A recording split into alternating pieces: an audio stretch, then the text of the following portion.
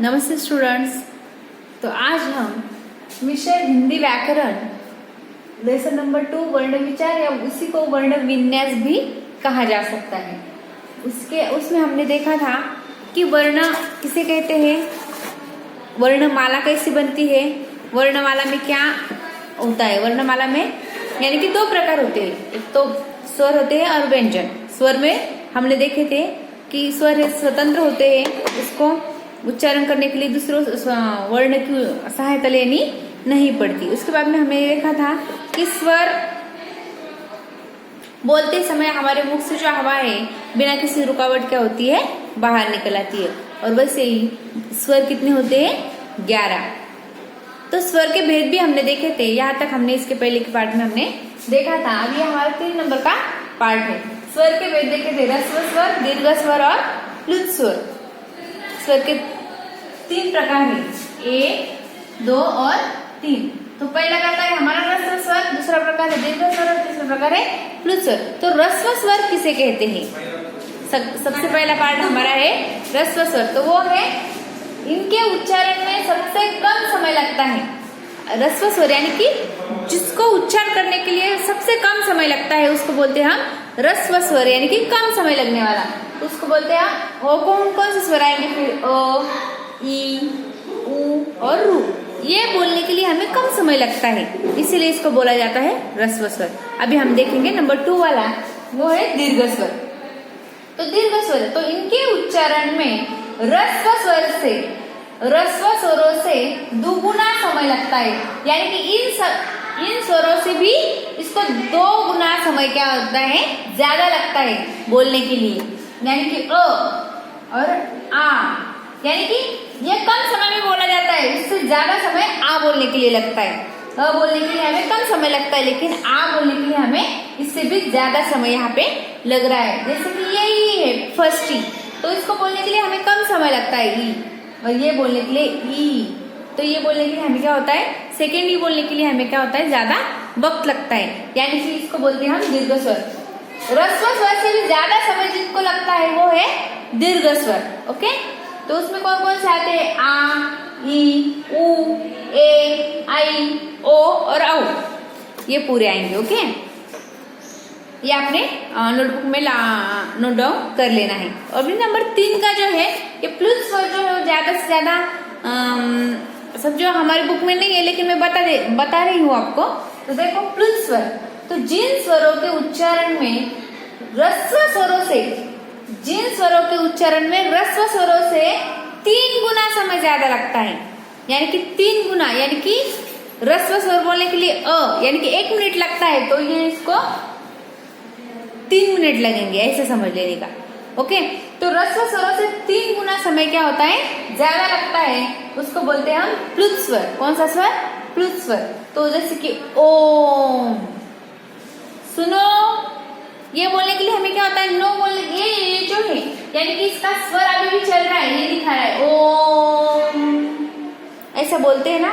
तो ऐसा सुनो, ऐसा बोलते टाइम यानी कि नो बहुत लॉन्ग जाता है, तो इसीलिए यहाँ पे बोला गया है कि ह्रस्व स्वर से भी क्या होता है, 3 गुना समय इस प्लुत स्वर को ज्यादा लगता है। ये आपको स्वर समझ में आए? अगर कुछ कंफ्यूजन है तो पूछ लेना है। उसके बाद में देखेंगे अभी हम दीर्घ स्वरों में अभी अनुस्वार आता है, अनुनासिक आता है और विसर्ग भी आता है। तो अनुस्वार किसे कहेंगे, उसके बाद में अनुनासिक किसे कहेंगे और विसर्ग किसे कहेंगे, अभी देखेंगे। ये जो है इसको स्क्रीनशॉट निकाल के लो और बाद में इसको नोट डाउन करो। ओके, चलो अभी हम देखेंगे कि ह्रस्व स्वर के भी और प्रकार होते हैं, यानी कि दीर्घ स्वर के भी और प्रकार है। तो वो क्या क्या आता है उसमें? अनुस्वार देते हैं, उसके बाद में अनुनासिक आता है, उसके बाद में विसर्ग आता है। तो वो क्या है?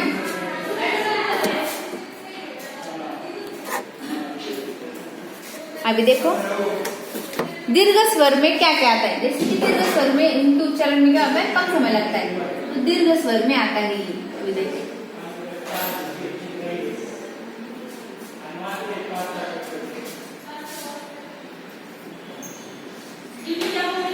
सबसे पहले आएगा अनुस्वार। अनुस्वार तो आपको पता है, यानी कि डॉट देते हैं हम, वर्ण के ऊपर, बराबर।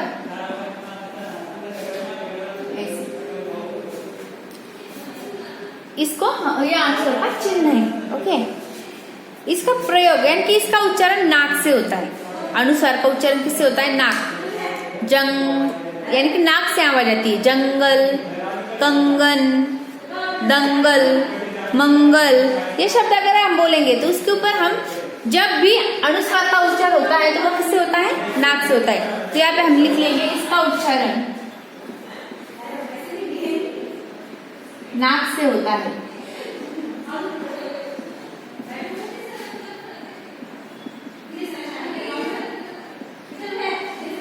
नाक से होता है। और उसके बाद में उदाहरण कैसे आएंगे? जैसे जंगल, कंगन, मंगल,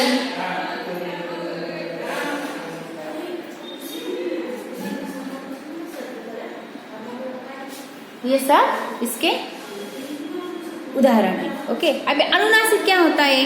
जैसे कि हम बोलते हैं ना, ऊपर चंद्र बिंदु लगा कर देते हैं, चंद्र और एक उसके ऊपर बिंदु लगता है, वो अभी देखो अनुनासिक।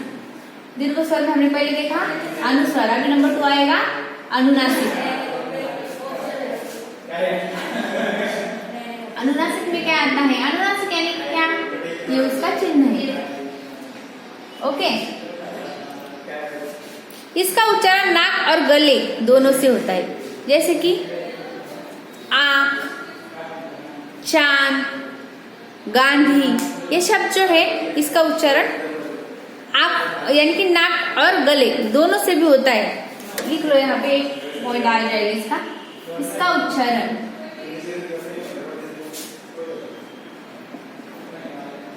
नाक और गले से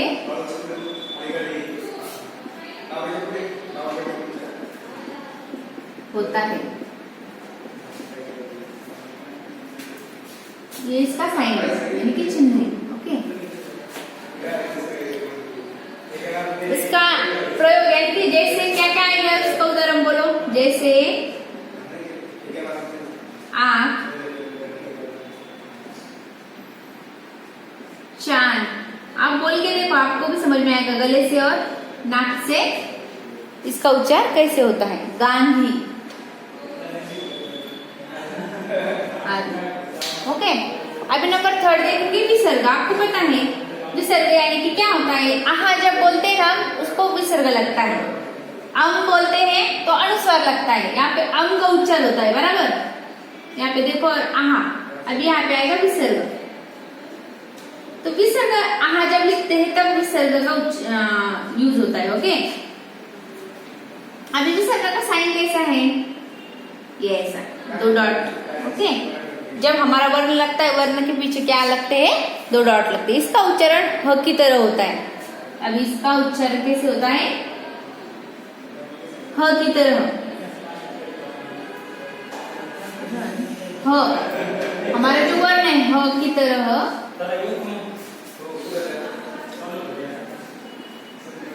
होता है। इसका उच्चारण किसकी तरह होता है? ह हमारा जो वर्ण है ह की तरह होता है। जैसे कि प्रातः, प्रातः शब्द है, प्रात, इसको ये लगेगा तो प्रातः। उसके बाद में आएगा स्वतः, स्वतः। उसके बाद में अंतः, अंतः, ऐसा। इसको यहाँ ये करो। ओके, अभी इसके आगे का पॉइंट रहेगा हमारा मात्रा। तो मात्रा क्या होती है ये भी आपको नोट डाउन करना है। शॉट ले लो उसका और बाद में इसको नोट डाउन कर लो। ओके, इसके आगे का पॉइंट लेंगे हम अभी मात्रा। अभी हमारा स्वर का हो गया है। स्वर किसे कहते हैं, अभी मात्रा किसे कहते हैं और मात्रा कैसे लगती है ये अभी हमें देखना है।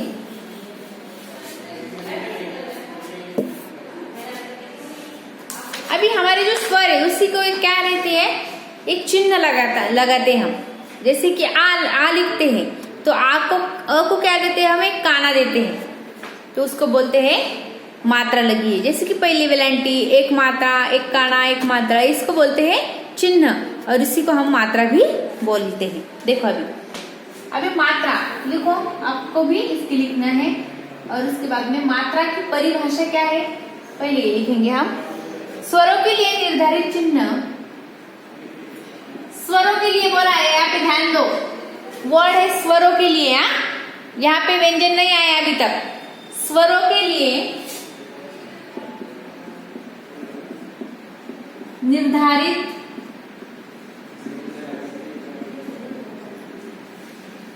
निर्धारित चिन्ह मात्रा कहलाते हैं।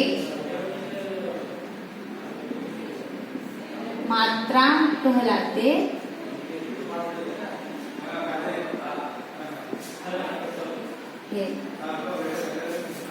अभी देखो, अ स्वर की कोई भी मात्रा नहीं होती। अ को कुछ लगा है क्या? काना, मात्रा, विरांटी कुछ नहीं है।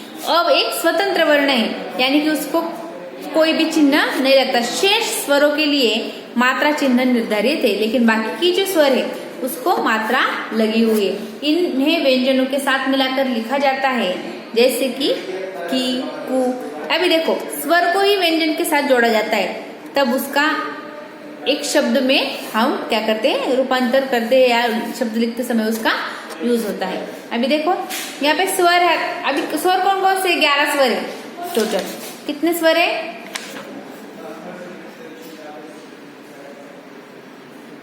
11 स्वर है। उसको कौन कौन सी मात्रा लगती है? देखो अभी स्वर और मात्रा लिखेंगे हम। यहाँ पे स्वर, यहाँ पे उसकी मात्रा।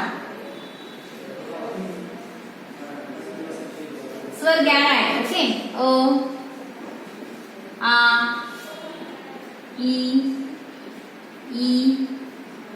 उ,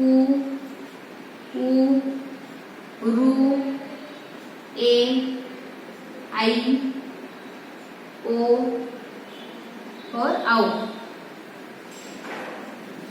1 2 3 4 5 6 7 8 9 10 11, यानी कि टोटल कितने स्वर है हमारे? 11 स्वर है। अभी इसको कौन कौन सी मात्रा लगी हुई है? अभी देखो, अ को कोई भी मात्रा नहीं है, यानी कि यहाँ पे क्या आएगा? डैश। अभी ये अ है, लेकिन यहाँ पे क्या लगा हुआ है? काना दिया है, यानी कि यहाँ पे आएगा एक काना, ये साइन है उसका, यानी कि ये मात्रा है। उसके बाद में ये है, ये ई का मतलब क्या होता है? ई का मतलब होता है पहली वेलांटी। अब ये सेकंड ही है, इसकी यहाँ पे होती है सेकंड वेलांटी। ये ऊ यानी कि क्या होता है? ऊ यानी कि फर्स्ट उकार। अभी ये ऊ का मतलब होता है सेकंड उकार। ये रू का मतलब क्या होता है बेटा? रू यानी कि हम जैसे कि कृपा शब्द लिखना है तो नीचे से ऐसे लगाते हैं, हम क लिखते हैं, कृ पा ऐसे करते हैं, तो ये साइन इसका रू का होता है। ये जो है तो इसका होता है एक मात्रा। ये आई जो होता है उसके 2 मात्रे। ये ओजे वाले का जो होता है तो उसका एक काना और एक मात्रा। और औ का होता है, औ को क्या लगा हुआ है? एक काना और 2 मात्रे, यानी कि यहाँ पे होता है ये उसके साइन हो गए। ये ध्यान में आपको आना चाहिए। अभी हम यहाँ पर करेंगे, देखेंगे कि वर्ण कैसे बनते हैं मात्रा से। अभी हमें वर्ण करना है, यानी कि आप क लेंगे, हम यहाँ आप व्यंजन लेंगे क, और उसका वर्ण कैसे बनता है देखो। अभी वर्ण, लेकिन किसके सहित है वो? मात्रा के सहित, मात्रा के साथ, मात्रा के सहित, सहित यानी कि मात्रा के साथ में अभी वो वर्ण है। क प्लस अ। अभी हम करेंगे क करेंगे, उसको प्लस अ करेंगे, तो क्या बनता है उसका? उसको कुछ मात्रा लगी हुई है क्या? नहीं लगी हुई है, तो उसका बनता है क। उसके बाद में क प्लस आ।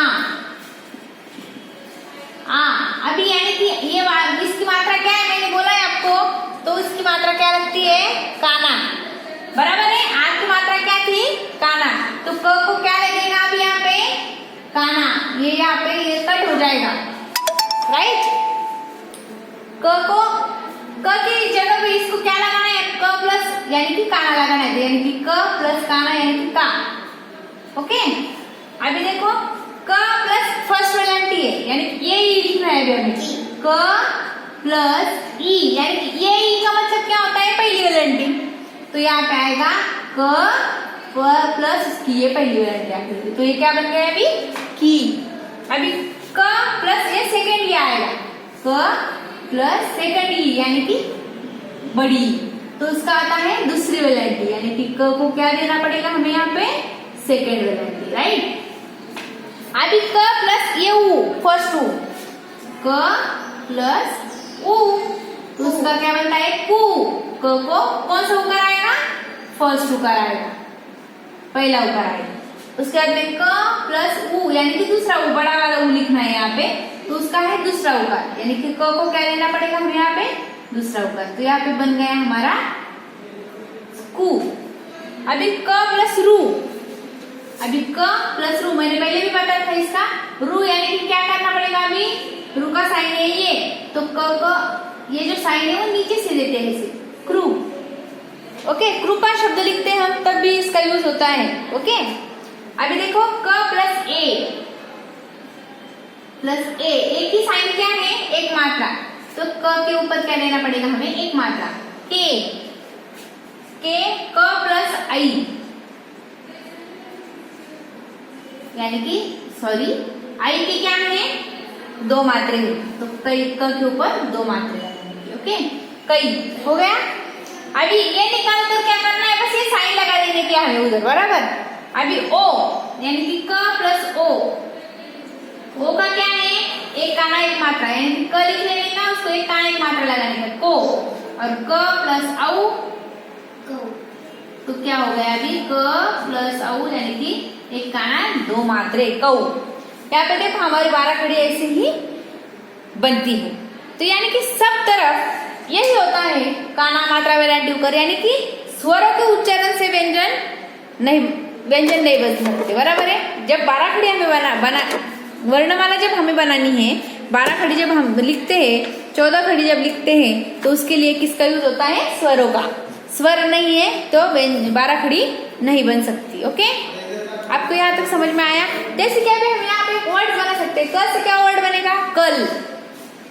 का से काम, की से किला, ये की से कीमत, कु से कुछ, कु से कुल, कृपा। यहाँ पे क से केला, कई से कैसा, को से कोसी, और कौ से कौन, ये शब्द यहाँ पे बनते हैं। तो अभी देखो यहाँ पर हमने देखा है कि स्वर है, स्वर के भेद कौन से हैं? अनुस्वार, अनुनासिक और विसर्ग किसे कहते हैं। उसके बाद में मात्रा कौन कौन सी और कैसे लगाई जाती है, ये आज हमने इसमें देखा है। उसके बाद में हम कल आगे के जो पार्ट हमारा वीडियो बनेगा उसका व्यंजन का बनेगा। Okay, thank you.